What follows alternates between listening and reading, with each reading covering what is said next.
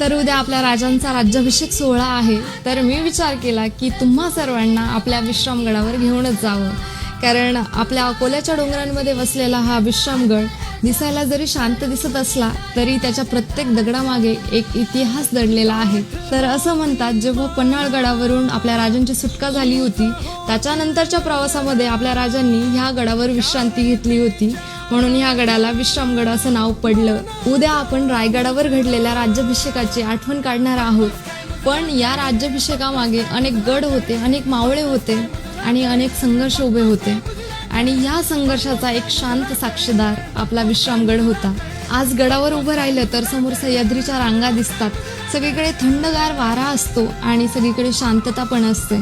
पण डोळे बंद करून जर विचार केला तर असं वाटतं की ह्याच वाटेवरून कधी काही मावळे गेले असणार, ह्याच वाऱ्याने आपल्या राजांना स्पर्श केला असणार आणि ह्याच डोंगरांनी स्वराज्याचा संघर्ष पाहिला असणार.